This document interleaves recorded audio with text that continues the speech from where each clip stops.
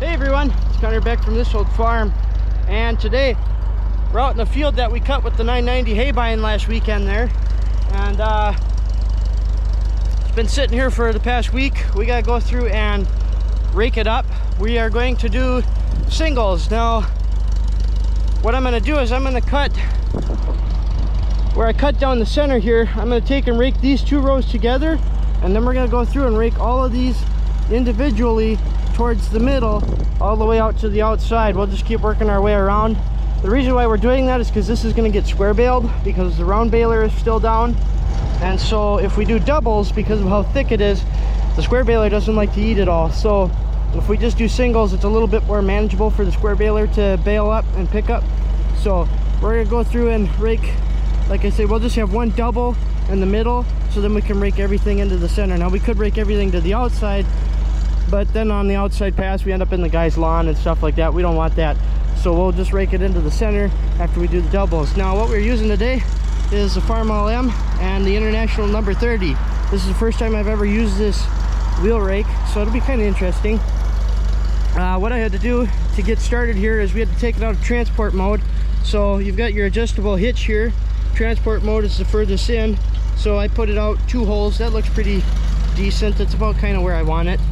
And then I had to take and loosen up. There's 2 bolts or 2 nuts on a U-bolt down here. There, I think you can see it better. Loosen those up, and then I had to take my pipe because these need a little bit of work, and get some grease on them and take them and point them straight. So we should be ready to go out and rake.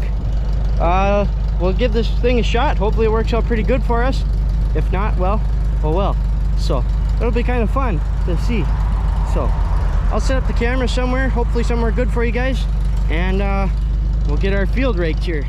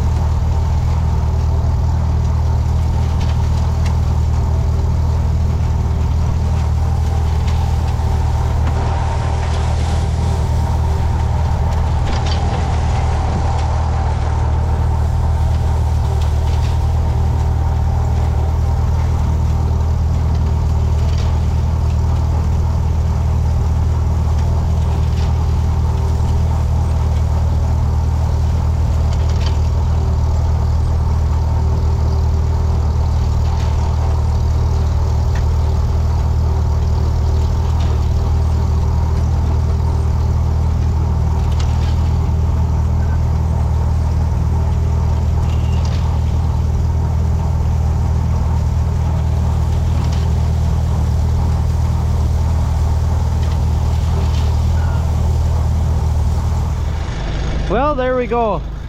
I'd say it didn't do too bad. It's certainly not the most perfect machine in the world, but it does a pretty decent job, I guess. So we're gonna let this stuff sit till tomorrow, I think. It looks kind of wet, or I shouldn't say wet, but it still looks kind of green yet. So I think we'll wait until tomorrow, and then tomorrow we'll come back and bale it. So being that we didn't get a whole lot filmed here today, I think we'll go ahead and hang on, and tomorrow we'll come back to you with the square baling. So I gotta fold up the rake and head back to the farm now. So we'll talk to you guys tomorrow, I guess. All right, well, welcome to Sunday. Today we have our lineup here. We'll show it off here. It's a 1940 Farmall M, of course, same thing that we raked with yesterday.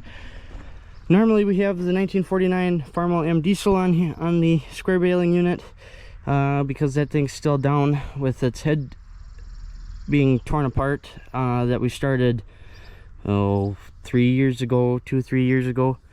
So that one's obviously not on the baling unit. So we got the 40M, we've got the John Deere. This is a model 24T square baler. A lot of you have asked what the purpose of the plastic 55, well, that's not a 55 gallon, but plastic drum on the front of it is. And what we've used that for is a bale compression unit. Now this one, without this barrel on the front, as the teeth come around, there's nothing on the front of it that keeps the hay pressed against the front of the teeth. So when you get looser stuff that can just kind of bounce away from the pickup head, this barrel here is kind of supposed to solve that issue, I guess, in a sense. So it just is meant to kind of keep the hay from flying back. It's supposed to try and keep it up against the head. It doesn't always work. It's kind of in the way when it comes to thick stuff, but it was kind of our homemade method of trying to keep hay feeding into the square baler here. So that's all we did, was take these are kind of compression tines. All we did was take two of those compression tines, take the nut off, flip them around the other way, and have them send out that way, and then wired on the barrel to that. So that's our rig. We got one of the hay wagons, of course. There's no model or brand. It's probably homemade anyways. So yeah, John Deere baler and hay wagon. We gotta hook up. We'll have to put Dad will probably take his pickup truck over there somewhere, and we'll probably take the other two wagons and hook those behind the truck and take those with us, because this is a rather large field, and we'll probably get, I don't know, maybe 300 bales off of it if we're lucky. So might see if I can't one of the bands was the bottom of it broke off around where it's got these screws on both sides, and the screws, or the band around the screws had busted out and the bottom fell off, and so it was twisting and binding, and so I just pulled it off when we were out square baling. So Dad fixed it up. I might try and throw that on quick, so that we don't have hay trying to get caught in the pickup. So anyways, Dad's gonna finish feeding. That's what if you hear in the background, that's what he's doing. And then we'll be headed out to go bale, and then so that maybe we can get done in time in order for him to take a couple of small ones up to the auction lot. So we'll talk to you guys when we're in the field, I guess.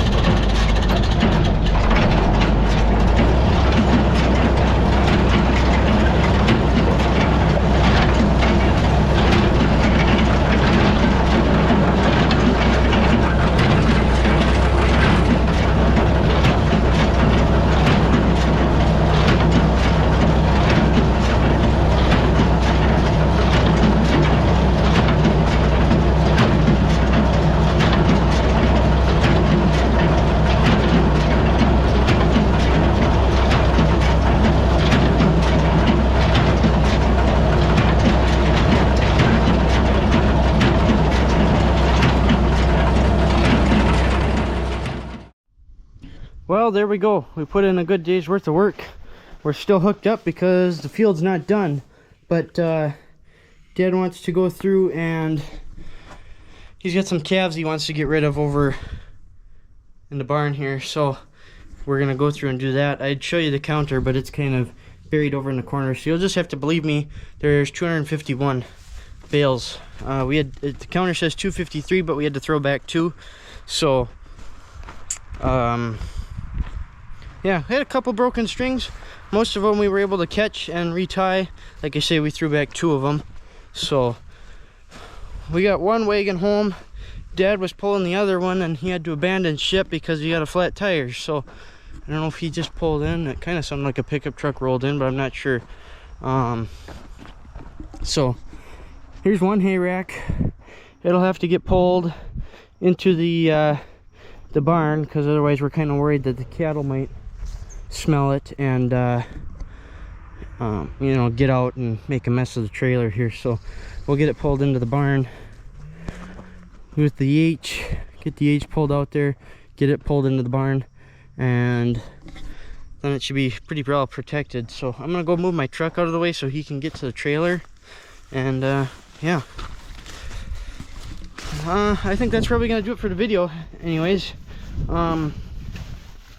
We'll probably come out tomorrow and finish, but I won't film that. So yeah, thanks for watching, everybody. Hopefully you enjoyed, and we'll talk to you guys all next time.